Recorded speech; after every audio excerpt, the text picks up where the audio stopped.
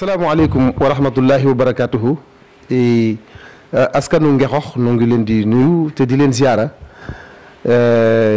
di amal jataay ak monsieur le maire Balla Sy bu nekk ci conseil municipal bu campement Ngexox en même temps nekk directeur école nekk fii ci département de Mbour région de Thiès Sénégal dëkk fii nag ci commune bu campement Ngexox di fi kilifa gu mag tey ji ñu war a seq ak moom jataay bi nag li ko waral mooy li nga xamante ni dénk nañ ko te monsieur le maire Papa Songo Diouf l'honorable député à l'Assemblée nationale dénk ko muy PACASEN ñu war a waxtaane loolu faram-fàcce ko tas ko tasar ngir population Ngexox góor ak jigéen mag ak ndaw xam loolu lan mooy li muy liggéey ci biir commune bi asalaamaaleykum monsieur le maire Balla Sy. waaleykum salaam wa rahmatullah sëñ Bass ñoo ngi lay nuyu di la ziar di la sant bu baax di la gërëm di ñaan yàlla lii ñuy commencé ko ci bismillahi rahmaani rahim àggale ko ci alhamdulilahi rabbil alamin kon nag kooku di nuyoo gis ngeen ko xàmme ngeen ko defe naa kenn dootu ko lam-laamee fii ci commune bi ndax xam nga nekk na premier adjoint au maire lu toll ci ñaari mandat muy maire sortant ba woon muy monsieur Abou Ndiaye tey ji nag ñu ànd ak liggéey bi ak suñu xarit suñu lépp muy Mouhamadul Amine Bara mu nekk ci caméra bi nii nekk ci technique bi moo tax ngeen mën ñoo seetaan nii ñu di ko tasaare ci jaww ji partout dans les territoires du monde kon loolu mooy liggéey bu am solo kon nag monsieur le maire tey li ñu bëgg a xam mooy PACASEN ci boppam mooy lan PACASEN. waaw asalaamaaleykum PACASEN moom buñ ko tuddee ay baati tubaab la yu ñu tënk ndax PACASEN mooy programme d'amélioration des communes et agglomérations du Sénégal programme la boo xamante ni bi état wu Sénégal moom moo ko tëgg mu dugg ci cadre bi nga xamante ne bi moom lañ doon wax acte 3 de la décentralisation donc bi état bi saytoo doxalinu communes yi ñu ne communes yi dañoo néew doole kon il faut ñu dolli leen doole état bi xalaat bii programme indi ko pour muy renforcer li nga xamante ne bi moom mooy investissement yi communes yi di def ci biir collectivités locales yi moo tax mu ngi tudd programme d'amélioration des communes et agglomérations du Sénégal. ok loolu mooy PACASEN. loolu mooy PACASEN bon PACASEN bi moom aw tur la rek wala financement la ak financement bi naka la toll maanaam xaalis boobu koppar yooyu. waaw xam nga PACASEN bi mu ñëwee. dafa am ay communes yu ñu tànn. ci biir Sénégal. sur les 557 communes yi nga xamante ñoo nekk ci biir Sénégal. maanaam juróomi téeméer ak juróom-ñaar ñu jël ci 123 communes. téeméer ak ñaar fukk ak ñett. communes yooyu ñu jël. bu Ngexox bokk ci. bu Ngexox ci téeméer ak ñaar fukk ak ñett yooyu ci la bokk. waaw. ci ndimbalul yàlla suñu borom ak jàppale monsieur le maire Papa Songo Diouf l'honorable à l'Assemblée nationale. ok. waaw donc biñ ñu tànnee. ñu tuddee ñu ay communes test. maanaam communes yoo xamante ne bi ñoom la ñuy tester programme bi. kon commune Ngexox buñ ko jëlee boole ko ci 123 yooyu. yaakaar naa sas la. boo xamante ne bi dañ ko indi ci commune bi. monsieur le maire lijjanti ko ba mu ñëw yëgsi ci suñuy loxo mu woo population Ngexox yépp nag. woote woon ca mairie ba. woo imam yi. woo association yi. woo groupement féminin yi. woo képp koo xamante ni bi yaa ngi yëngu ci wàllu développement ñu woon la maire yi pour exposer projet bi loolu ci 2017 la woon. depuis 2017. bañ ci demee dawal tuuti ci la monsieur le maire ñëw ne ma Balla dama bëgg dénk le projet bi nga nekk point focal bi bu ko defee lépp luñ ci lijjanti nga di ci dox di ci dem di ñëw ma nangul ko yàlla def ñu liggéey ci ba am ci résultats yi nga xam ne moom la ñu am tey. 2007 boobaak léegi mu ngi toll ci juróomi at boobaak léegi ngeen nekkoon ci études yi di étudier mais lan ngeen ci jot a réaliser actuellement. waaw xam nga études yi xaw na jël temps. fi mu nekk nii projet bi mu ngi nekk 2018-2023 parce que sur 5 ans lay durer. ñu ngi ko commencé daaw.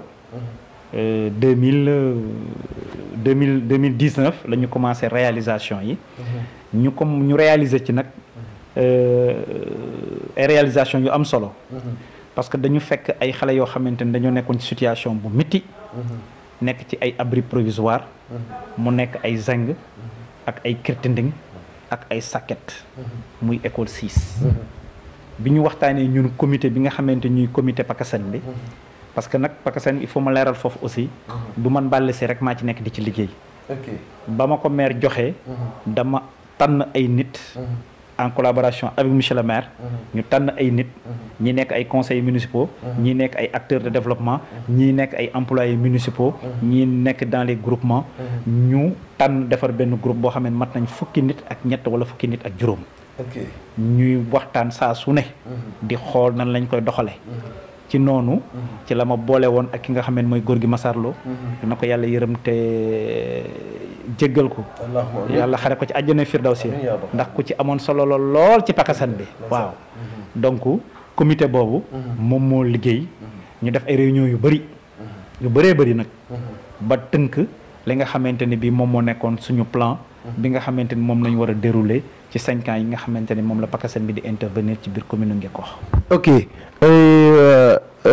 léegi PACASEN boobu ñaata ci koppar yi maanaam ñaata lañ leen ci nattal ak it dañoo jékki-jékki rek nattal leen ko noonu wala yéen am na benn participation bu ngeen ci jotoon a def muy bu ci commune bi def wala lépp rek dañ leen ko nattal mu jóge ci gouvernement Sénégal wala ci banque mondiale fan la koppar boobu jógee ak ñun ñaata lañ ci participer wala def nañ ci dara wala defuñu ci dara.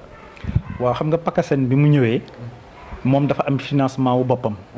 boo xamante ne bii banque mondiale def ci def participation. état wu Sénégal def ci participation. union européenne def ci participation. mu nekk ñetti participation. kenn ku ci nekk mu am benn pàcc boo xamante ne bii moom nga versé. pour que ñu am fonds PACASEN bi. bi ñu amee fonds boobu. dañu wax ne commune Ngekoox bi ñu defee études yi ba pare dañ koy jox 441 millions. mais 441 millions yi. du ñu jóg a jóg rek versé la ko benn yoon. déedéet comme dañ lay testé. commune testé nga. dañu naan dañ lay tegal ay conditions. yoo xamante ne bii boo ko respecté. bu ko defee conditions yooyu day tax ñu mën la jox financement. ñun nag ba ñu déparé dañ ñu wax conditions yi. ñu takk suñu tubéy. ànd ak ñi nga xamante mooy comité bi. ñu liggéey ci conditions yooyu muy 8 conditions yi. dañ ci liggéeyee ba pare. déposé ko. ci la ñu dem nag. ñu ne kon ñii kat mën nañ leen a jox benn premier pàcc. ci financement. donc ñun global bi lépp day nekk 441 millions. yoo xamante ne bi moom la ñu war a dugal biir commune Ngekoox. mais ñun suñu participation.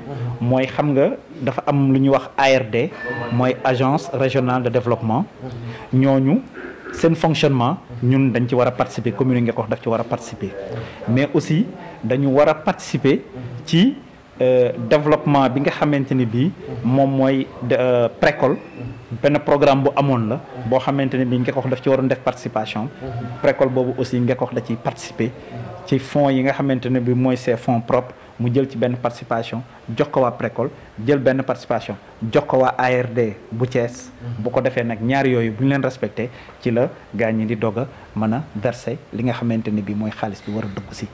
loolu ñaari condition la mu des yeneen juróom-benn condition yi nga xamante ne bii loolu ay këyit la ay saytu la ay liggéey la yoo xamante ne bii moom la ñuy taxawal ba mën a jot ci financement yi. ok kon daal su ma la déggee mooy am na daal nattukaay boo xamante ne nii moom la kilifa yu mag yooyu di nattee communes yi ngir ñu mën a xam ndax ñoom danañu attan maanaam financement PACASEN bi waaw wala déet te loolu mel na ni yéen remplir ngeen condition yooyu yëpp.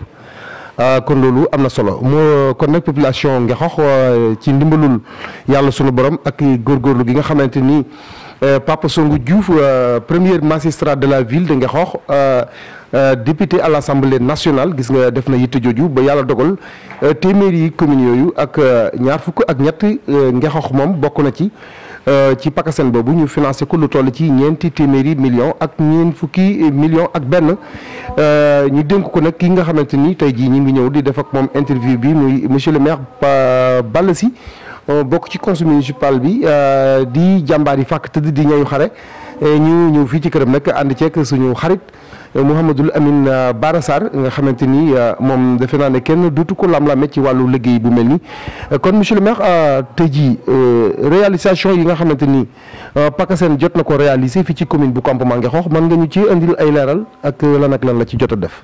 waaw xam nga comme ni ma ko waxee réalisation yi nga xamante ni ñoom lañ ci jëkk a def mooy dañu xool école yi parce que dañu def étude wër dëkk bi yëpp dem ci quartier yëpp organiser ay réunion toog waxtaan ak borom ba chef de quartier yi maanaam population yëpp.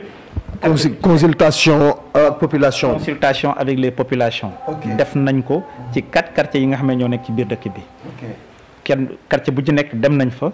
ànd ak groupe comité bi nga xamante ñoo nekkoon comité PACASEN ñëw toog déglu li nga xamante ni moom moo nekkoon li nga xamante moom la population bi bëgg. parce que niñ ko doon doxale mooy dañ doon dem ba ci biir ne leen dañoo bëgg tey jii ngeen wax ñu commune Ngexoox bu amoon xaalis yéen ñii lan ngeen bëgg ñu defaral leen ko lu jàmp. question boobu loolu am na. loolu am na ci 4 quartiers yi. les grands 4 quartiers. muy Pikine. Ndaloor Diamaguène Kër Sidi. Kër Sidi la ñu jëkkee terminé Diamaguène. ok loolu am na solo kon boobaak léegi mu mel ne ñaari at yi da ngeen doon def étude ci loolu ñetti at yi muy 2019 2020 ba 2021 tey jii le 30 décembre 2021 suba le 31 ñu nekk fii ci kër monsieur le maire Balla Sy kon loolu lan ak lan ngeen ci jotagun a def. waaw bi ñu saytoo xool yépp dañu tënk benn document déposé ko remettre ko monsieur le maire.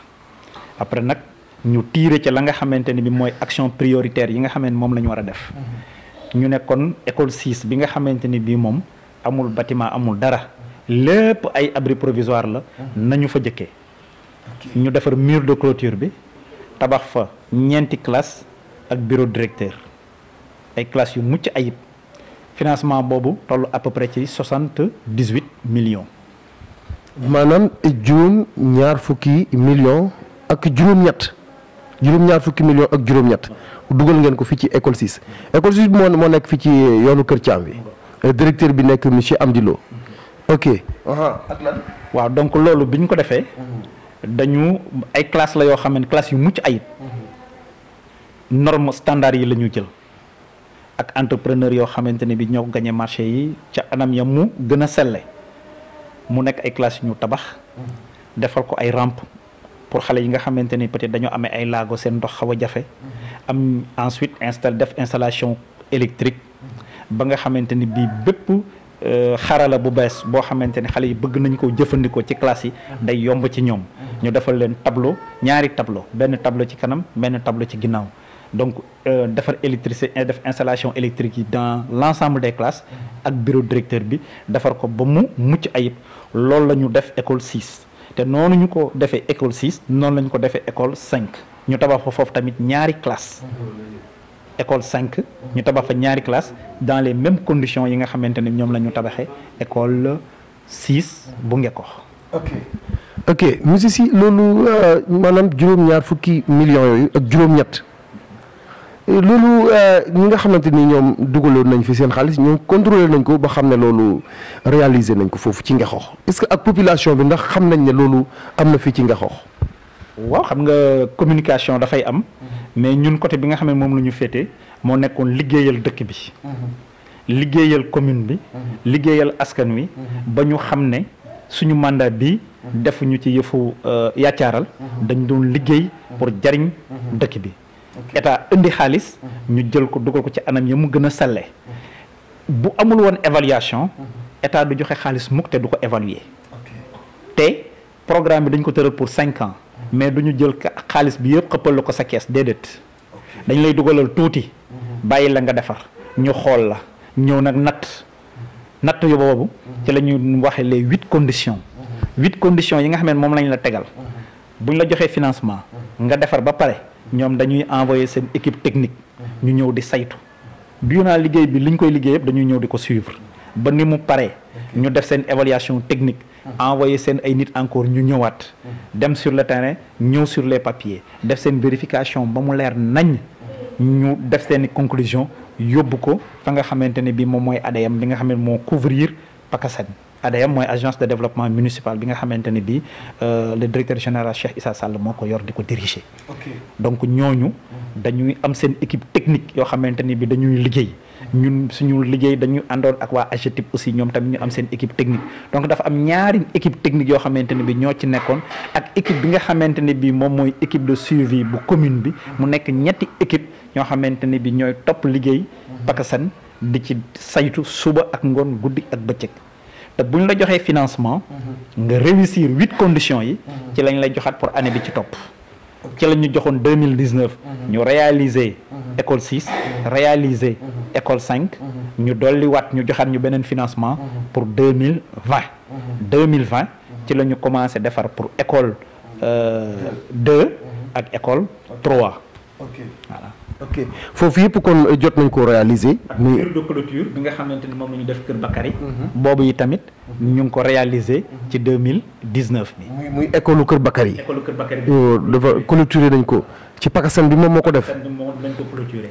ok loolu am na solo kon loolu moom ngeen di seetaan nii muy interview bi nga xam ne ñu ngi koy def fii ci kër monsieur le maire Balla Sy ñu dénk ko liggéey bi nga xamante ni liggéey bu ama am solo la waaye man monsieur le maire li nga xam ne rek moo ma xaw a jaaxal tuuti te ma laaj la ko mooy lu toll ci juróomi téeméeri commune ak juróom fukk ak juróom-ñaar naka la monsieur le maire Pape Songo Diouf l'honorable député à l'Assemblée nationale naka la def ba bokk ci financement bi nga xam ne toll na ci ñeenti téeméeri millions ak ñeent fukki millions ak benn loolu xanaa dañoo wate taxas benn côté wala seen njàmbaar la ak seen farlu loolu daal bëggoon naa nga wax ma. waaw xam nga bas politique état dafa yor état di ko doxal ñu am communes yi am ay maire bu ci nekk la nga xamante ni moom ngay peser sa aura sa dayo sa gëdd dafay peser ci yenn décision yi sa cawarte sa njàmbaar dañ koy natt di xool mais aussi sa budget bi nga xamante ne bii moom ngay voté waat ko bu ñu xoolee mu am ay évolution loolu tamit day nekk indicateur pour ñi nga xamante ne bii ñoom ñooy def ay financement donc cawarteeg monsieur le maire Pape Songo Diouf ak xarañam ak maanaam yéene waa dëkkam développement loolu dafa nekk ay conditions yoo xamante ne bii dafay peser ci attribution yi nga xamante ne bii moom la gars yi def la ca des nag moom du ñàkk boo leen ko gisee da leen mën a leeral loolu la ca biir. ok kon monsieur le maire Balla ba léegi gars yi nga xam nga population bi ñu ngi romandat naan ancien marché bi mooy fii marché bi njëkkoon a nekk noonu bëggoon nañ fii lu mel ne jardin public wala daal benn financement boo xamante ni dafay nekk xolu dëkk bi rafet lool mucc ayib dëppook jamono loolu seen xel a ngi ci bokk na ci financement bi waaw wala déet. waaw alhamdulilah rabbil alamin parce que man yàlla daf ma suturaal ma fekkee maanaam gestion bu jàll fekkee gestion bu tey bii ndax boo leen ko fàttalikoo am na ci ay jamono ñu doon wax ca Ndakaaru les 4C xaw ma 3C ca Ndakaaru waaw ci ay jamono monsieur le maire Abou Ndiaye place boobu daf ko bëggoon a def moom ab centre mu nekkoon ab idéem léegi nag bi monsieur le maire Pape Songo Diouf bi mu ñëwee ak ñun suñu contact ak population yi ñu xamal ñu ne ñu digg dëkk bi dañ fa war a def loo xamante ne bi dafay fort day attirer loo xamante ne bi tamit day mën a indi koom-koom ci biir dëkk bi luy rafet luy taaral dëkk bi surtout ñu ne nag kon comme population bi wax nañ ko nañ leen ci réfléchir ci la ñu xalaate ñu ne kon nañu defar benn centre commercial kon incha allahu rabbi ancien marché bi defar nañu maquette bi ba nga xamante ne bi lépp pare na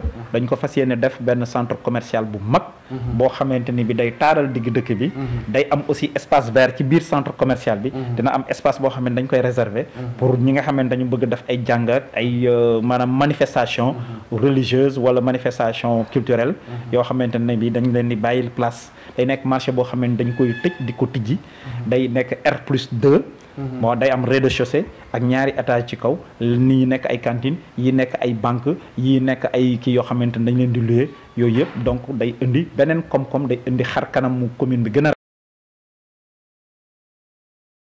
te li nga xamante ne ñoo àndoon ak ñun di liggéey effectivement dama ci tudd monsieur Gorgui Massar Lo yàlla na ko sunu borom yërëm allahumma amiin yaa rabbi mais aussi il faut ñu tudd ci ñi nga xamante ne bi ñoo ci nekkoon di liggéey muy ku mel ni Ibra Seck jàmbaar la ci lool ci la bokk Aziz Diop jàmbaar la ci lool soxna Roqee Daba Ndiaye jàmbaar la ci lool madame la directrice de cabinet Awa Faye macha allah jàmbaar la ci soxna Diop jàmbaar la ci Doudou Mar Mor Gueye Adama Diop Sanu Mamadou Ba Adama Diédhiou ñii ñëpp wax dëgg yàlla ci commission boobu la ñu bokkoon di ci liggéey wax dëgg yàlla Mbaye Dieng aussi ci la bokk conseil municipal la bu Kër Bakary ñoom ñëpp wax dëgg yàlla dañoo jàpp ci liggéey bi donc mu nekkoon comité boo xamante ne bii dañ ma ca jiitaloon rek wax dëgg yàlla ñu di leen sant baax ñoom di leen gërëm parce que bu dul woon seenu cawarte bu dul woon seenu yaatu dënn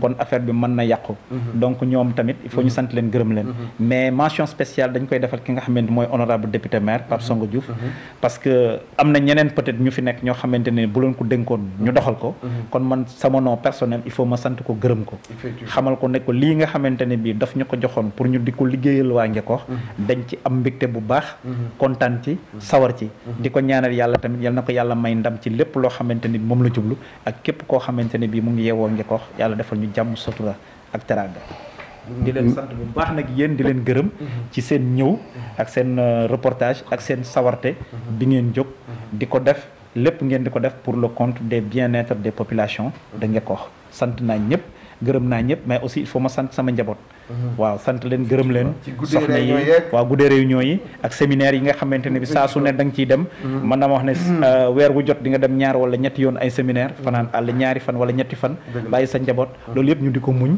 nga bàyyi sa éducation xale ñoom ñu di ko muñ di couvrir xale yi di leen jàppale donc soxna yi ak njaboot il faut ñu sant leen gërëm leen sant ñëpp gërëm ñëpp di wax asalaamaaleykum wa rahmatullah di ñaan yàlla yi tamit vraiment lii nga xamante ni moom la ñu mébét yàlla may ñu kattan may ñu doole may ñu ndam ba bu ñu àggee yàlla may ñu victoire ñu dellu si waat continuer li nga xamante ne bii mooy suñu plan triennal d'investissement ñu continuer investissement yi mais tamit may leeral ne lii investissement wu PACASEN rek la am na yeneen yoo xamante ne bii ñoo ngi ci yoon bi di ñëw bëri nañu am na loo xamante ne bii commune bee koy financer boppam am na yoo xam ne yeneen financement la yoo xamante ne état bi mu ngi ko préparé fas yéene ko indi dans les communes donc ñun ñëpp waa Ngekoox nañu bokk ndey bokk baay àndandoo liggéey te xam ne Ngekoox moo ñu ñor Ngekoox rek la ñu am amuñu feneen fii la ñu yàlla tënk fii la ñuy yàlla teg kon ñu gën a góorgóorlu joxalante ay loxo gën a xam ne dëkk bii ñun rek ñoo ko mën a defar ñu fas yéene